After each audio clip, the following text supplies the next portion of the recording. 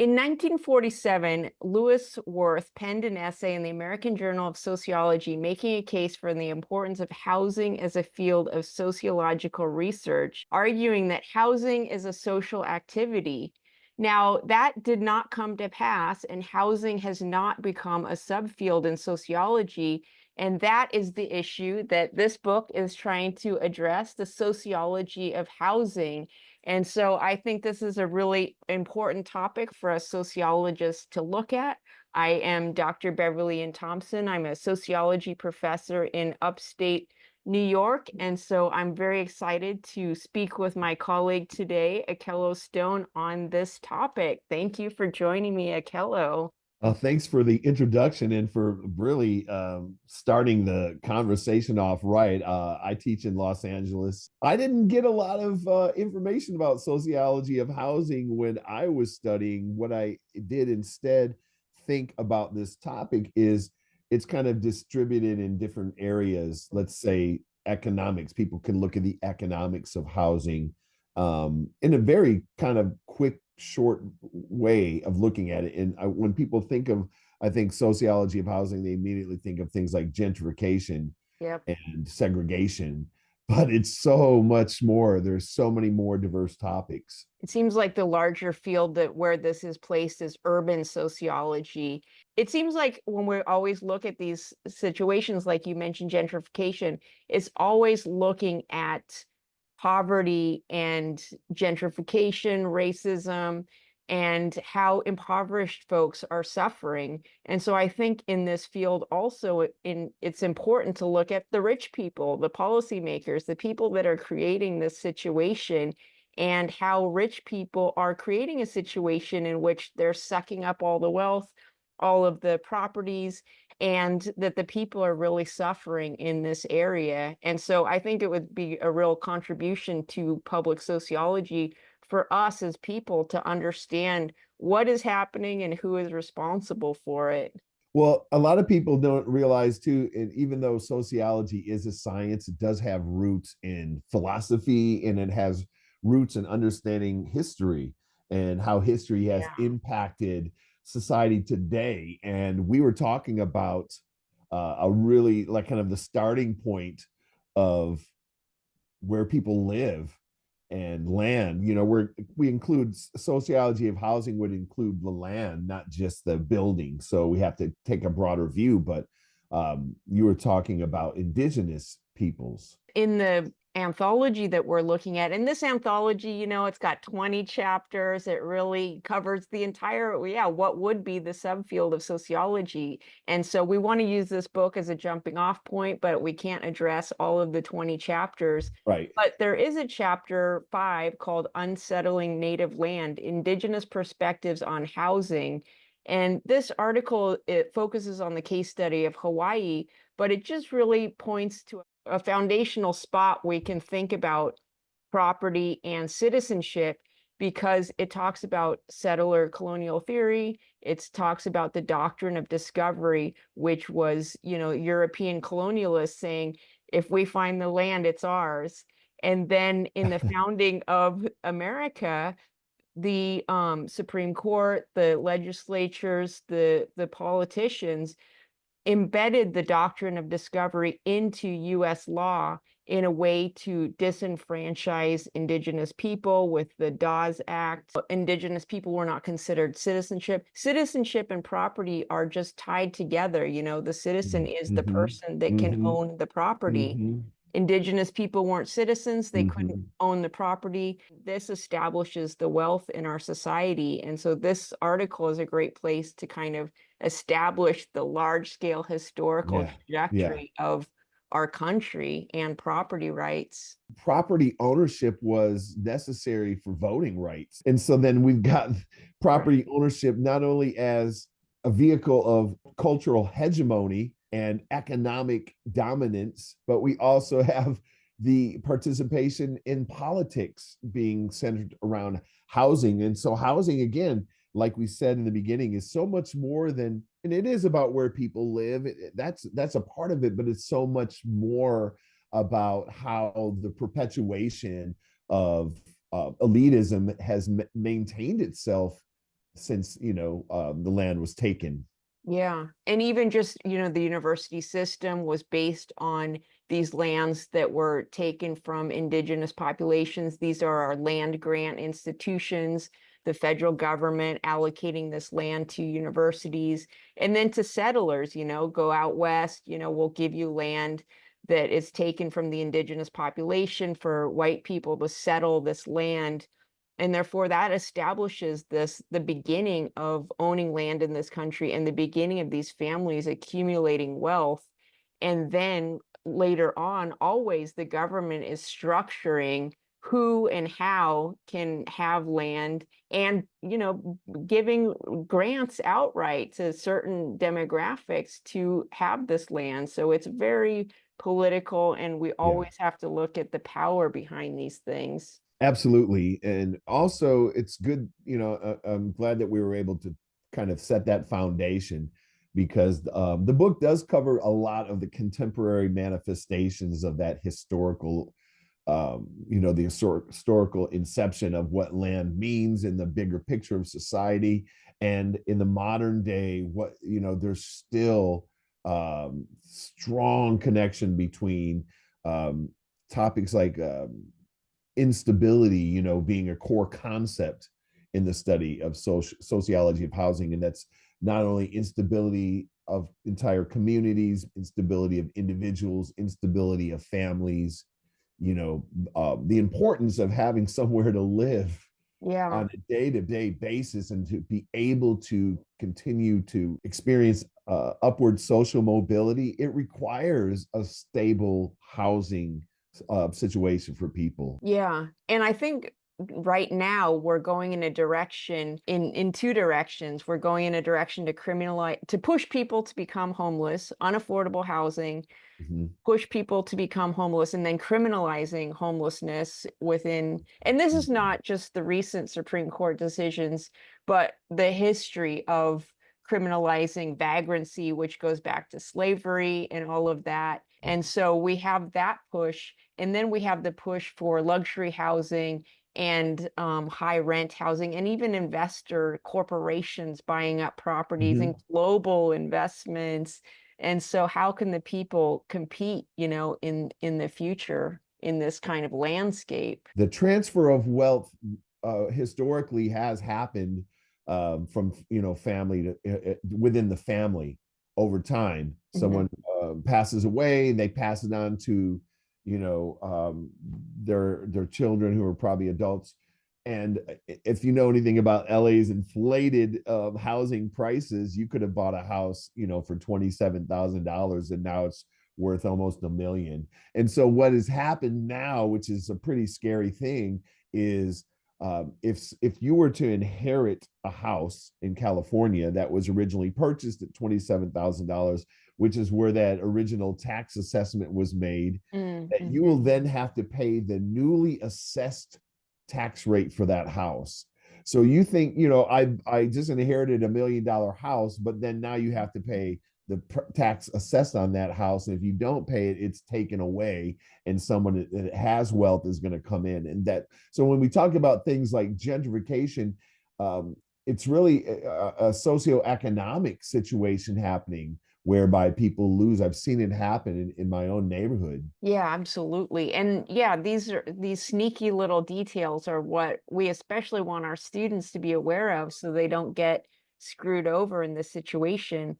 But what you're saying resonates with the first chapter in the book, Housing Yeah, Capital, US Policy, Home yeah, Ownership, and the Racial Wealth Gap. If we look back just in the 1900s, then it was 1932 with the Federal Home Loan yeah. Bank Act, which extended financial support to local banks to make these mortgages. And the establishment of this crazy thing called a 30-year mortgage. Actually, other countries don't have that. And before 1932, they didn't have that. If you wanted to buy a house before 1932, you needed to put the whole money down. Right. And so, and other countries don't have a 30-year mortgage, so this is really a special product, but it was targeted to white homeowners. Of course, this is in the 30s, 40s.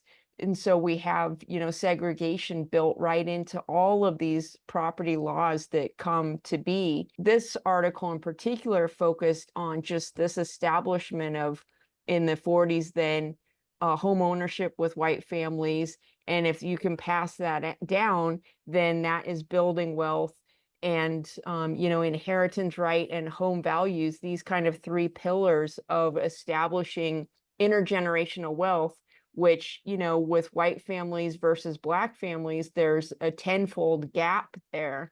Well, we also see the FHA is establishing what's risky in terms of investment, and which contributed to the racial bias mortgages being given out, and so we also have this other thing from this chapter talking about subprime loans.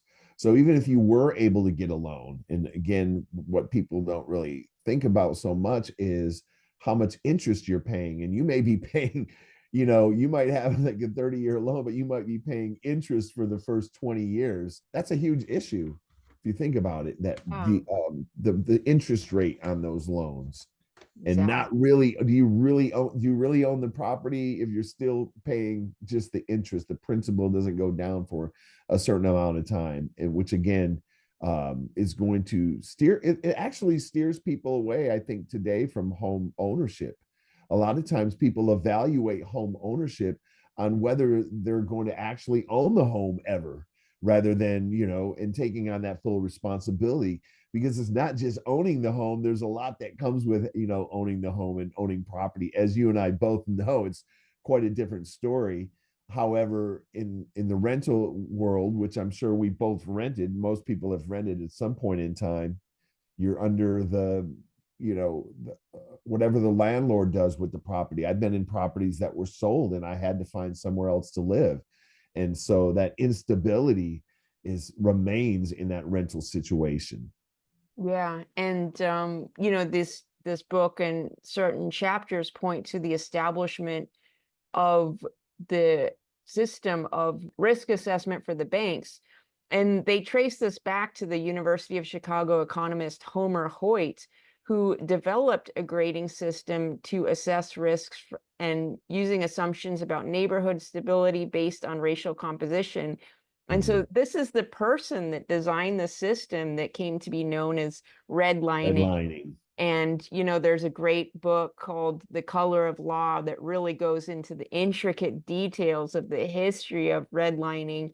And so this is what established the logic of funding for properties, neighborhoods, and so on, and what developed into this segregation. And I see current critiques of the use of the word gentrification saying that's just segregation, gentrification is just the continuation of segregation. But we see it established in, these particular people, these particular laws. And while these things are no longer legal to discriminate racially, these racial compositions still remain. Oh yeah, absolutely, absolutely. And I think people don't realize that there are still neighborhoods that are very much segregated. In gentrification is not completely changing every neighborhood, right? Yeah. Especially in the city. So what is happening again is the affordability of housing in certain urban areas. People move, they move away. If you really was to look at San Francisco, for example, and what the racial demographics and how they have changed over the last 100 years, is people can't afford to live there, they have to move away. Yeah. And that's very destabilizing for people, for families, for communities, for that to happen. And LA is definitely one of the topics that the book looks at, and different chapters look at the establishment of just Los Angeles and the various neighborhoods. And there's two chapters in the book that I think are interesting, focusing on Latinos' home inequality. Of course, the United States also took land from Mexico. And so a lot of these people were here before the country was even established. They're the original inhabitants of this land. But as they say, the border crossed them. They didn't cross the border. And so the border crossed them. They became various, outcomes of citizenship. they have been excluded. Sometimes, like Mexicans were sometimes classified as white, and one article really tries to understand where Mexicans were living in Los Angeles during the 30s when they were classified as white. And then the racial classification changes, but they are in these areas where the properties have been devalued and the funding has not been there.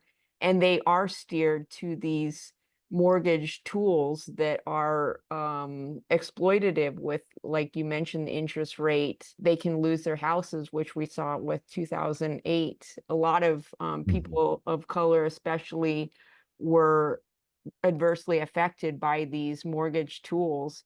And, this is a point where the government could have bailed out the people and given the people the money to keep their homes and keep people in their homes.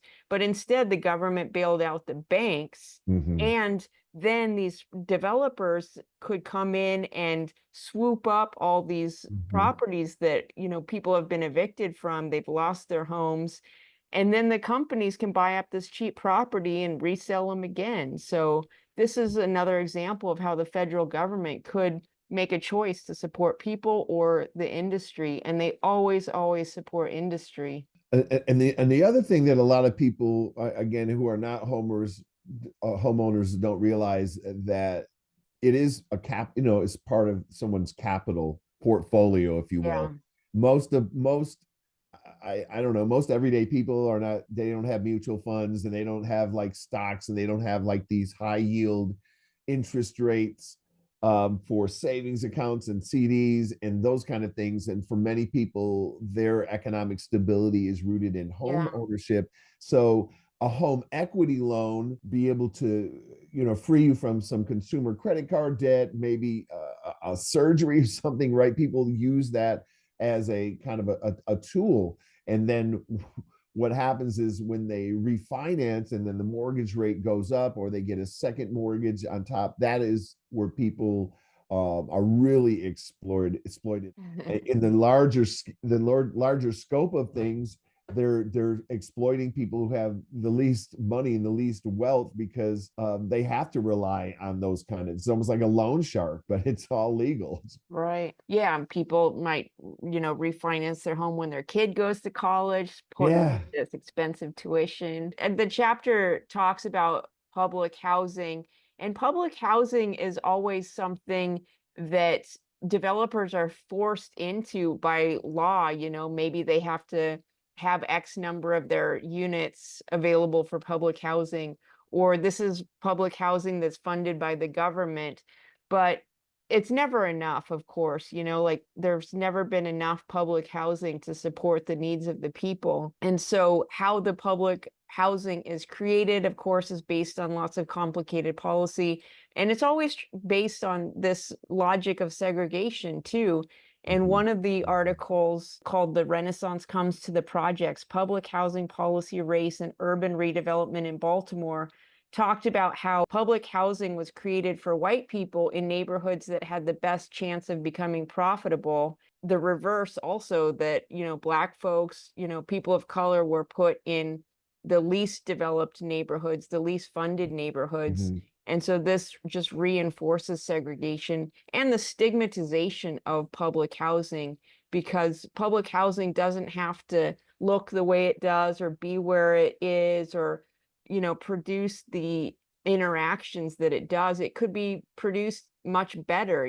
So these are all policy decisions too, of just underfunding certain people and having them live in substandard housing. The public housing system, like in general, as an overview, historically has disintegrated the Black family by not allowing the parents to both be there and both live together. Like there had to be single parent, those kind of rules, where Mhm. people all kind of wonder what happened. That is one of the things, is they disintegrated, they split the family up. Right. And, maybe there's rules about if you have a criminal record and accessing housing, or Mhm. especially just around, yeah, ejecting people who have drug offenses from public housing. So Right.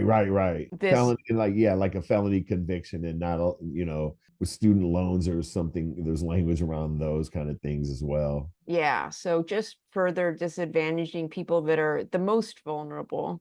Yeah, exactly. Absolutely. And again, that is tied to this topic of housing as a central core subject. One of the things that I found really interesting, if we could talk a little bit about shared housing. Yeah. And again, this is another thing that we see a lot of people seeing as a innovation to be able to create some sense of stability is by this both. Obviously we've seen multi-generational homes decline over time, but also in other cities like urban centers like Los Angeles, particularly, we have immigrant families. There are multi-generational families that are living again. There are people are living together again. There are a lot of people living in under households simply because of they have to split the costs. But there's also people who are non-relatives Hmm. who are sharing housing, which is a little bit different, right? You're not in a relationship, you're not a family member, but you're sharing your space because the affordability of living alone for both parties, right?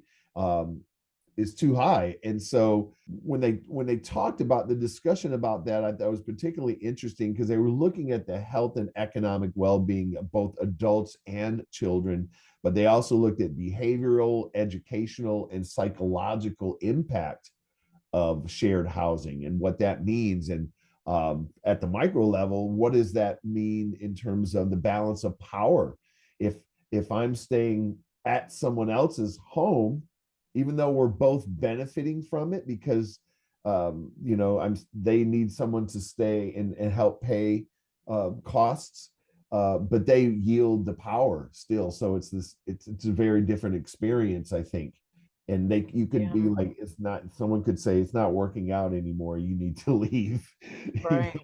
So that's where we're looking at instability. If your name is not on the lease, you do not have a legal claim to that housing, then you are in a very vulnerable position. Yeah, absolutely. We can think historically, this would be like someone having a boarding house, and letting other people move Right. to their house like 100 years ago. Right. And my Right. father had this guy named Hank who lived with his family, and he was a handyman and he would help around the house. And he was like an adopted member of the family, and he lived with them forever. And Yeah. he was a non-family relative, Right. but very helpful in the household. And we think about like shared housing, it's often we think about, oh, college students, they're young, they're 20 years Right. old, they're partying, but they're at the beginning of like transitioning from college to the workplace. We're talking about very expensive cities, New York, Los Angeles, where, full grown adults are Yeah. sharing houses forever, in Yeah. order to Yeah. be able to afford a house in Los Yes. Angeles. Yes. Because Yeah. otherwise you would have to have, yeah, two income family. But if Yeah. you're a single adult, Yes. that's going to be a big challenge. And even a challenge Absolutely. for, I'm sure, a couple of two people, maybe they need to bring in someone, a third income, a fourth income. Absolutely. And once you step across that threshold, and find some kind of balance and flow, if anything disrupts that, you have someone who's sharing the expenses and then they move out and then you can't find a replacement for them, then you're putting yourself at jeopardy. Even families, again, families living with someone, a lot of times it's been grandparents, who have taken perhaps their single adult child and children to live Yeah. when it's supposed to be a temporary situation, but it turns into be a permanent situation. Yeah, and in the future, your children are not going to be they're going to be coming back after college because it's just going to be Yeah. the student Yeah. debt, and they can't get a job to pay anything. They can't Right. afford both student debt and rent. The idea that your children leave is going to also be less and less. And like in Europe and Italy, the children stay with their parents until they get married, if they get married. Right. Right. Right. But herein lies that issue, kind of that we focused on a little bit earlier, with the intergenerational wealth. So the child, let's say the adult child does move back in with the parents for some time, and the parents pass away, but the child cannot afford the cost of the home because of the reevaluation of the tax assessment, and so then they cannot afford the house anymore, right? And so then they have to move out, and their house is taken away from them. So it's that there's no stability like there used to be with passing on housing to family members. On following the topic of shared housing is also just they had a chapter called Informal Housing in Yeah. the US, Variations in Inequality Amongst Squatters in Detroit. But this article also contextualizes that 1 billion people on Earth are living in informal housing. And Yes. that's a takeaway and a statistic that blew my mind. I didn't know that.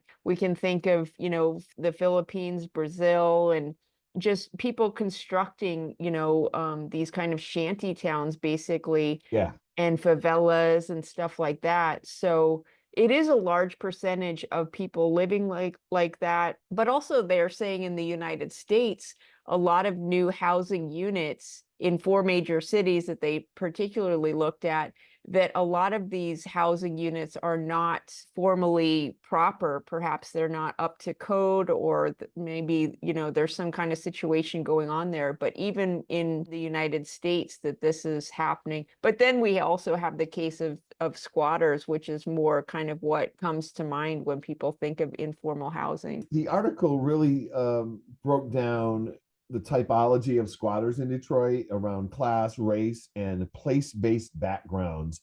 And the types of squatters that emerged from the research was the survival squatters, the holdover squatters, and the homesteaders. The survival is that's pretty self-explanatory. You have to have somewhere to live to survive. The holdover is in the case where property maybe changes hands, or they could not afford, they were already living there in their home and they could not afford it. Obviously through the bureaucracy, they can't just come in and take it away. So they've been holding over that they can get it back, pay past due taxes. So they're still staying there, but technically it's no longer their home. And then you have the homesteaders, which are people who've kind of moved in, not as an economic situation, but they come in and they're free from the bureaucracy of home ownership, and they have the means to take care of the home, maybe improve the home. Maybe it's almost like urban farming. They might create farmland, grow things in the back, which I didn't really realize was happening until I read the article. But like you said, there are homes where people are squatting that don't have utilities. They don't have heat. They don't have running water, which a lot of times when people think of squatting, they only think of the survival squatters, Right. because that's what's put out there. And then you get the idea of this is a person that's criminally minded. It's probably in this person's property, doing drugs and things. That's always been the depiction of what squatters are, but never the people who have always lived there. And so it's a term that has a lot of variances. Okay, so while increasing economic stability and declining real wages, rising housing costs. The other thing that I thought was interesting is deviance as a frame, according to the author of this article, fails to capture the structural features of the housing market in its relationship to squatting. Mm-hmm. So it's not just these case by case things, it's evidence of a larger structural issue that is happening around housing, which is obviously the subject of the book. So like every article, it really does tie, and it really does, I think, if anything, this article really supports the idea of a sociology of housing as a subfield that should emerge and really focus on these issues. That goes into this other article called Housing Supply as a Social Process, and just questioning how do we house people as a society. And they provide some statistics For example, from 1968 to 2007, an average of 6.3 housing units were built per thousand residents. From 2008, after the crash, to 2020, this number dropped to just under 3 units per thousand residents. So just that there's always this declining supply of affordable housing or public housing, but yet developers are encouraged to provide the highest rate of housing. And one of the things that I really is a huge takeaway from this whole field and this book for me is the concept of zoning and how that sounds so boring, but it controls every aspect of our life in this country of where things are allowed to be. Yeah, And yeah. so one important thing for people to understand is that we zone for single family housing. And so developers are only allowed to build single family houses in the majority of this country because that's the policy that's established, that's the zoning laws. And so you have to petition, and you see these signs of like, we're having a public meeting to talk about rezoning this particular building or this particular area to incorporate other kinds of mixed use, for example, or to be able to build apartment buildings. And so we really need to think about density and more housing as far as apartment buildings, building vertically. But this is all constrained by zoning. But just think of it like this: you could build like a small kind of a tiny house in your backyard, in which if you looked at an aerial view of Los Angeles, there are a lot of houses with houses right in the backyard, right? Formal But housing. what people are doing is that's like another source of income, but it's also giving housing for people who maybe can't afford a house, so they live in this small little unit behind someone else's house, which is it's to me it's almost like the evolution of shared housing in a way, because you're Right. still on someone else's property. But that is something I see happening. That is, I think, like you said, the strain of what zoning is doing in terms of population increases and not being able to build vertical or put an apartment complex down the house. There has to be more ideation around housing for people in general in society. They have an article also in the book called Learning from Short-Term Rental Disruptions. And that is kind of similar because you think about sharing housing on a perhaps a shorter time period. Like you could have a roommate for 1 year, but maybe it just a few months or month to month. But a short-term rental is, like Airbnb and Verbo, where people are either renting out a room in their house or more usually now renting out the whole house, the whole condo. Right. And, for one night in an Airbnb, you might spend whatever, $200, 150. So the landlord is making a lot more money on this short-term rental. But cities don't like it because it competes with hotels. Hotels are paying taxes to have this kind of, ability to be a hotel. So these are usually illegal too. Like I think about New York City, and so these might be people that are renting an apartment either that might kind of try to make a few bucks this way. But as a condo owner, you're not allowed usually because of the condo, itself has rules against that. Mhm. But it's just a disruptor because especially in tourist areas like Barcelona, it really raises the rents, and landlords are going to orient towards having Airbnbs instead of long-term tenants then. Oh yeah, that's a big problem right there, is the lack of, affordable rental housing being shifting into this short-term rental business model. I don't think that was the initial idea. I think the initial idea was people could, like you said, rent a room, or if you're going to be gone for, a week and someone could come here, for example, like if the Olympics coming to Los Angeles, I could see where someone's going to rent their house out for that week for an exuberant amount, but then they're going to come back, but there are people again who do not and have never lived in the house that they purchased because they bought it just for an Airbnb business because of the amount of money they could make. Because if you've ever rented an Airbnb, you're there for a short amount of time. It could be 2 or 3 days.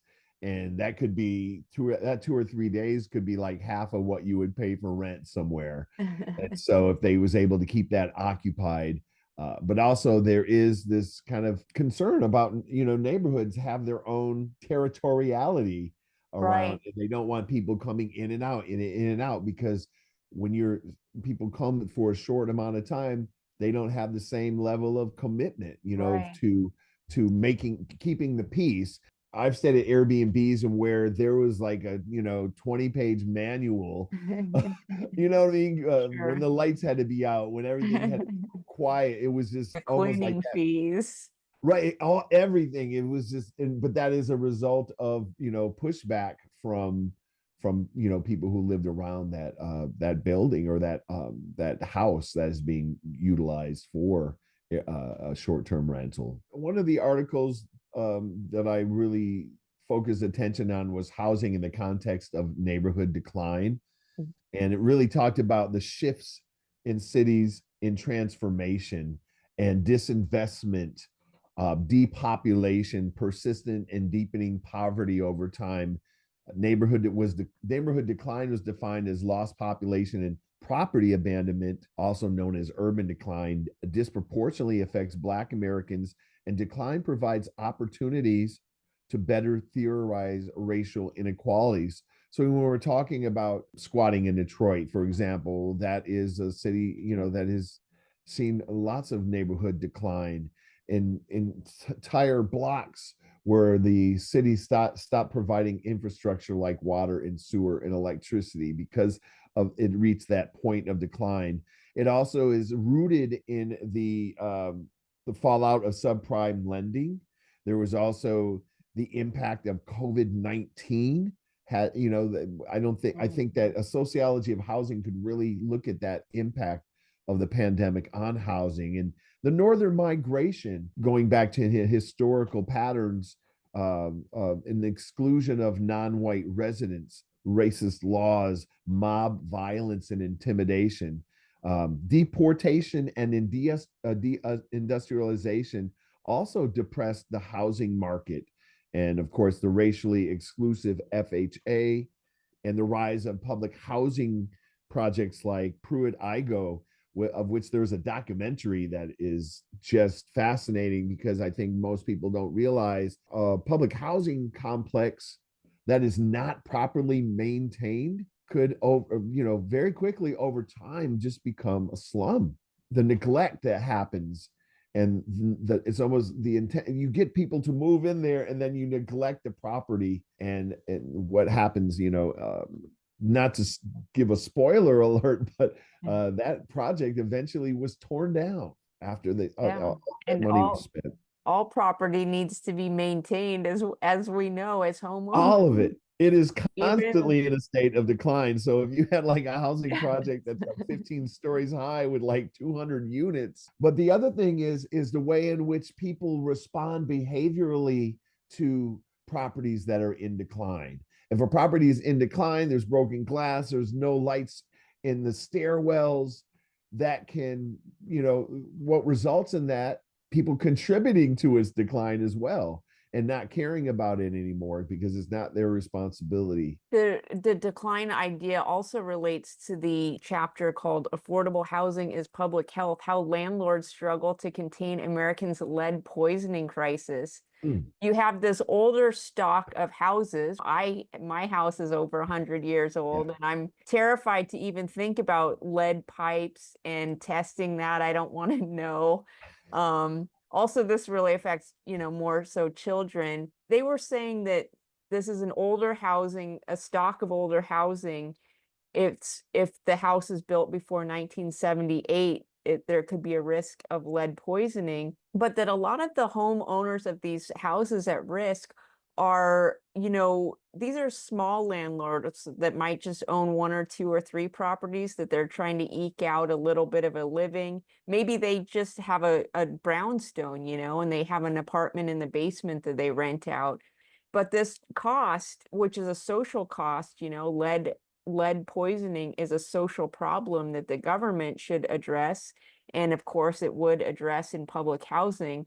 So this price is put on these landlords that might not have enough money to basically deal with the situation. The point is that this is an important issue, but these folks probably need some help in Yeah. remediating this problem, which they don't have. If they might be in a low income neighborhood and only own one or two properties, that they just can't afford to replace all these lead pipes. I mean, that really goes back to the idea that, property ownership itself does not equate wealth because of the amount of, Yeah, the amount of the hidden resources that it cost. needs to maintain the Yeah. People property, don't think about the maintenance cost. It's more than your mortgage.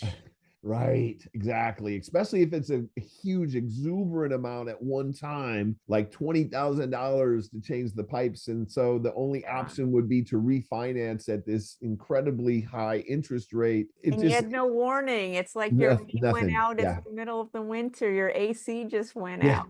Right. Right. Exactly. And then if you're trying to make money off this, then you have tenants who are suffering as a result, who probably will no longer want to pay you, but still want to live there. Right. It is just, I mean, I think the idea, like personally, the idea of renting out my house to someone is just frightening. I Yeah. just I can't imagine trying to do that. I don't have the resources to do that, to maintain that.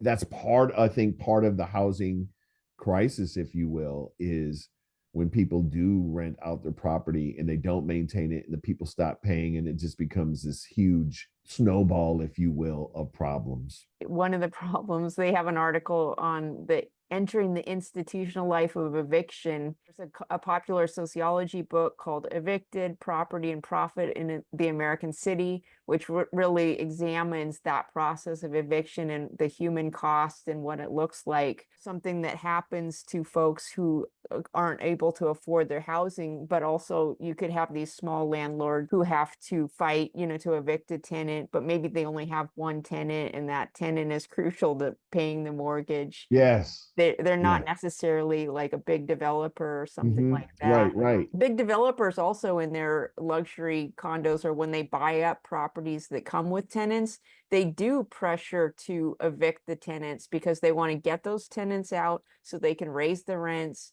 and make more profits. So it's, eviction is definitely a part of the system. A different chapter called Housing Market Intermediaries just mentions all the players in the field, the mortgage lenders, the housing court lawyers, the appraisers, housing authorities. Just all of these pieces are things that students can examine of how they contribute to the larger situation. Real estate agents and racial steering, on and on, no shortage of topics to examine. However, there is one topic that this book did not address, which is a current great topic for any student in this field to study, is insurance costs. Mm. Hmm. Insurance costs, especially if you think about areas that are at risk for climate Hmm. catastrophe. Hmm. These places, the insurance companies are basically either pulling out and not insuring, or they can double, triple, quadruple the Yeah. rates of Yeah. insurance. And now people are stuck, like all of a sudden you're notified that your insurance rate's going to go up fivefold. To have a mortgage, you have to have I have insurance. to have it. Yeah. So if you own your house outright, you can have the luxury of not having insurance, which that means your house is at risk for some Yeah. flood or something that you then Absolutely. have to pay for. So insurance is one of these hidden costs. And Mm. previously we mentioned tax assessment. Right. Your tax assessment could change at any moment to the current value, and your tax bill could go up. Owning a house, you're constantly at risk for a sudden financial crisis. Absolutely. And even in the case of something, for example, I've seen people who have put tarps on their roof as a temporary solution. But if it's kind of like you've heard of the stitch in time will save nine. If you don't get something fixed, it can become Yeah, it can bigger. become even bigger. And then let's say you say, okay, I've got to refinance this house, I've got to get this fixed. That just home ownership itself is not the golden path to wealth.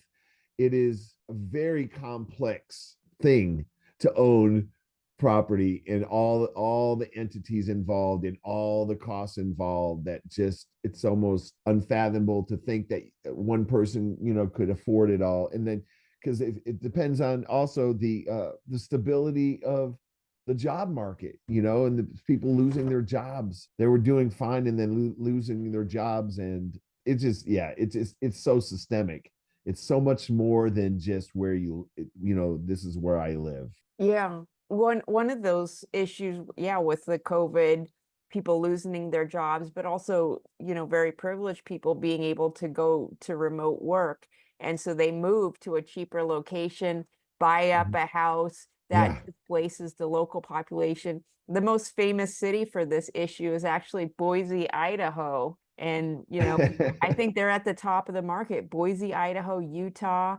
And so, the ways in which remote work allowed privileged people to just buy up these properties and just, I mean, my hometown, Spokane, Washington, used to be super, super affordable for low income folks to buy a house. And now it's absolutely unaffordable. And that's just really Wow. heartbreaking. Yeah.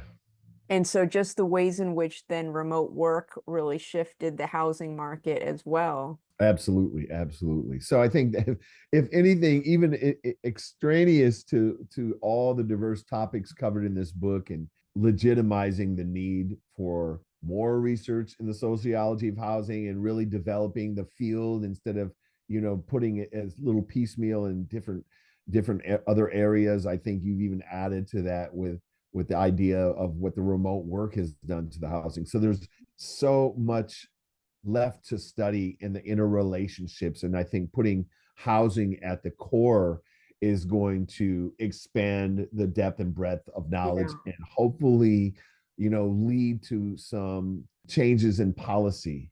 Yeah, or future directions. They even had a chapter on manufactured housing in the US, a critical affordable housing infrastructure. And so just manufactured homes are one way that housing can become more affordable because these housings are more affordable. However, they suffer from the issue of the zoning regulations where they're Mhm. only allowed to be in certain areas. And there's a great deal of stigma around this type of living.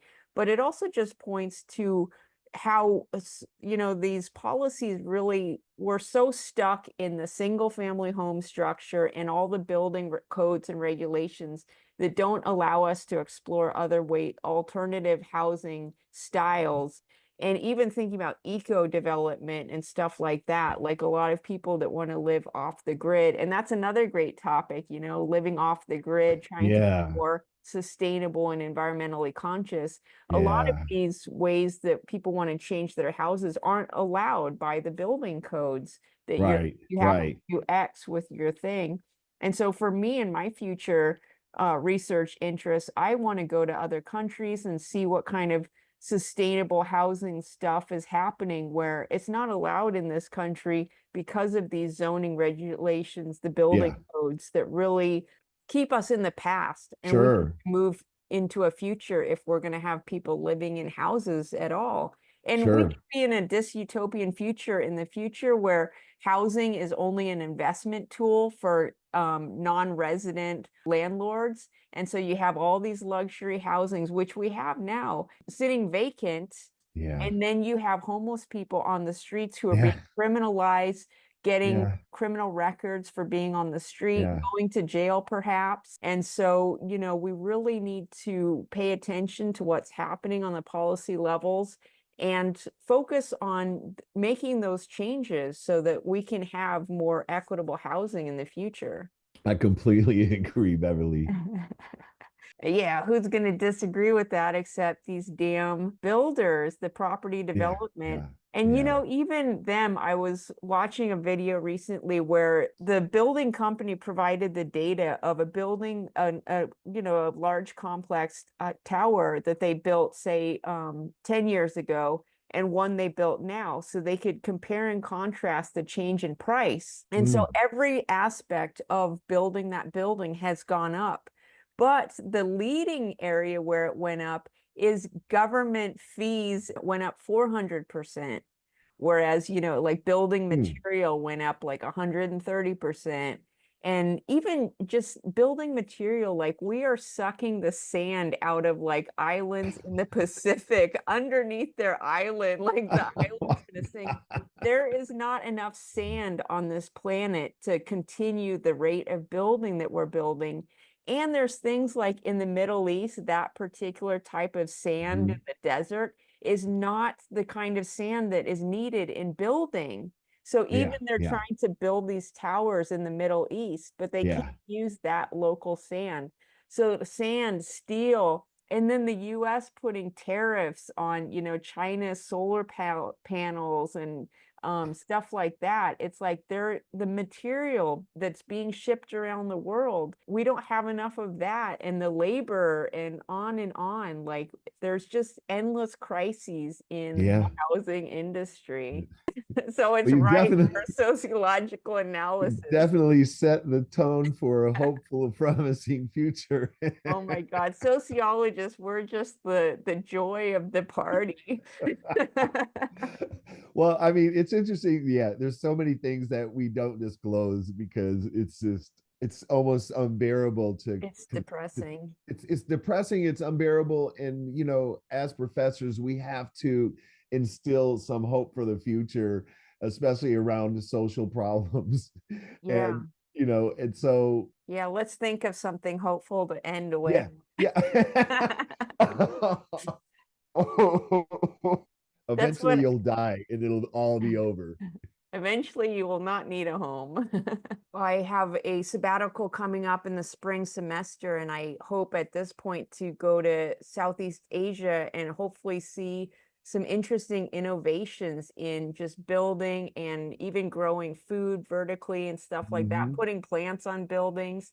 I would really like to see some things that are happening as far as housing people that are sustainable, that don't use the energy Mhm. that we're Yeah, using now, yeah, and some ideas that we absolutely. can bring back to the US and really learn from other countries who are at the forefront of sustainability, especially. And I think that's really what it's going to have to take, is to find these solutions ourselves, and stop waiting for Yeah, the government to solve the problems. push people. But yeah, there are these public hearings that people can show up to. I mean, it's the most boring thing on earth, but Yeah, it's important to see how things function and how yeah, development is done and how the politics around that, work. yep, absolutely. All right. Well, thank you so much for joining me in this conversation today. And hopefully, people that are watching this video can drop some comments about what they see as far as, the changing industry of the Yeah, housing market and new problems that weren't perhaps yeah. mentioned in this. And absolutely. And I would be interested to see what they see for the future for themselves. What is their, Yeah, do you have a different expectation now as a result of the reality of the situation? right. And Exactly. people used to want the house with the picket fence. I just think that dream is gone. Yeah, yeah. What are the new generations What or is it? even Yeah, older folks, thinking about, the next 20 years? exactly. Cool. All right. Well, thank you so much.